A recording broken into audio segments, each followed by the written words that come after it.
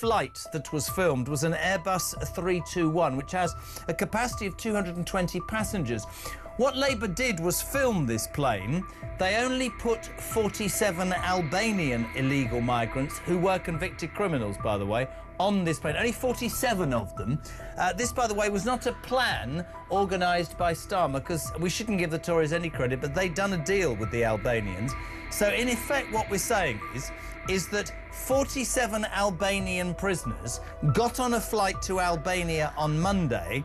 And do you know how much this cost, Isabel Oakeshott? Any idea?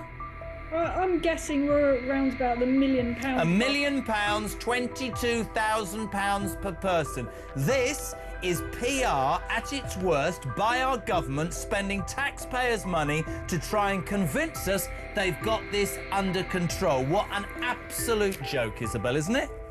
Complete and utter joke. You know, these numbers are completely derisory relative to the scale of the problem, and this is Starmer massively on the back foot. You know, his party is currently literally behind reform in the polls despite his enormous majority in the House of Commons. He's panicking, and they've rustled up this pathetic stunt. Well, taxpayers are not going to be deceived by this, are they?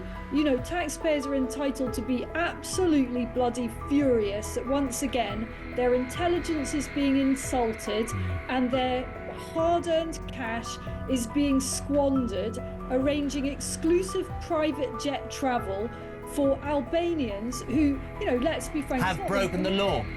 Recently, Keir Starmer faced public humiliation on live television by journalist Isabel Oakeshott, who called him a complete and utter joke, following the Labour government's decision to spend over £1 million deporting a group of immigrant criminals. Let's take a closer look at the issue. The UK government is facing mixed reactions after executing a deportation flight costing £1 million to remove 47 illegal immigrants and convicted criminals from Britain to Albania. This measure is part of the Home Office's strategy to control illegal immigration. But the high costs associated with the policy have raised questions about its long-term efficiency and sustainability. During the recent flight, each deportee was accompanied by 4 security personnel to ensure safety.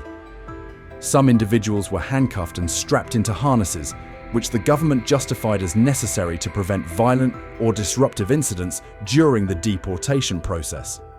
For the first time, the Home Office released images of a deportation flight, showcasing the strict procedures and security measures in place. According to reports from GB News and the Daily Mail, this flight is one of 39 deportation flights conducted since the Labour Party came into power. In total, around 19,000 individuals without the legal right to remain or work in the UK have been removed under this programme. Due to commercial airlines refusing to participate in deportation flights, the government has had to rely on privately chartered planes, significantly increasing the costs. The average cost per deportee has risen to £22,000 per person as a result. A Home Office official explained, "We have no choice but to use private charter flights. This is a necessary measure to maintain the effectiveness of our immigration policy and ensure that individuals without the right to stay are returned to their home countries safely." However, some analysts argue that the reliance on private planes is not only costly, but also jeopardizes the programme's viability in the long term. Jonathan Portes, an immigration expert at King's College London, commented, "The cost of each flight is exorbitant relative to the actual effectiveness. The government should explore less expensive alternatives, such as voluntary repatriation support or agreements with commercial airlines." Amidst the controversy, Home Secretary Yvette Cooper defended the policy, emphasising that deportations are essential to uphold the rule of law and restore public confidence in the immigration system. She stated, "Those who have no right to remain in the UK, particularly those who have committed crimes, must be deported immediately. This is part of our effort to maintain national security and create a fairer immigration system." Cooper also stressed that while the government is committed to improving the deportation process, enforcement remains a necessary tool for controlling illegal immigration. According to her, sustaining a fair immigration system requires balancing humanity with strict law enforcement. Supporters of the deportation policy argue that strictly enforcing immigration rules helps reduce pressure on the welfare system, protect the economy, and provide better opportunities for legal immigrants. Lee Anderson, a Conservative MP, commented, "People who come here illegally cannot be allowed to stay. We need to send a clear message that the UK is not a destination for illegal immigrants." Richard Tice, leader of Reform UK, also shared his thoughts on the matter during a recent interview, stating, "The public demands action on illegal immigration, and this is a step in the right direction. But the government must also find more efficient ways to achieve this goal." As public debate intensifies, this issue is set to remain a flashpoint in the UK's immigration policy. What are your thoughts on the government's deportation strategy and the controversies surrounding it? Share your opinions in the comments below. Don't forget to like, subscribe, and turn on notifications for the latest updates on UK politics and social issues. Thank you for watching. I'll tell you why, because the last time they tried to do it with two or three of them on jets with paying passengers, the paying passengers basically created a semi-riot and prevented the plane from taking off until the deportees were being taken off. So I don't think there's an alternative to that, to be absolutely honest. Good point about the coach, but cargo plane, cheap plane, stand all the way. I just take the view, I'd rather they were gone, I'd rather a lot more were gone, I'd rather 10,000 were gone from foreign criminals from our prisons. I keep asking the Justice Secretary when that will happen, and she keeps sort of basically evading the question. No surprise there. We just want these people gone, and the sooner they're gone, the sooner the bills come down, the sooner spaces free up in our prisons to fill in with other wrong-uns that at the moment can't be put in jail, and so it goes on.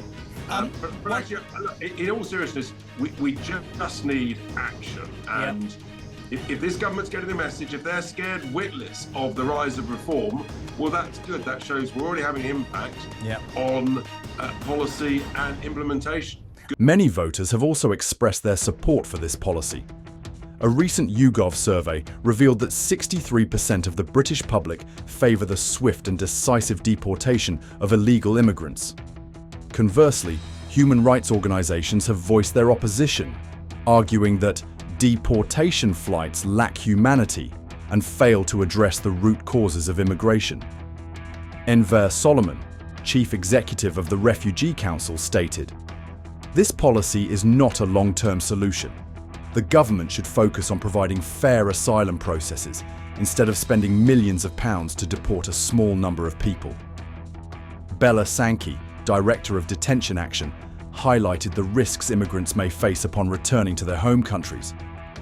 Many of these individuals fled their countries in search of safety.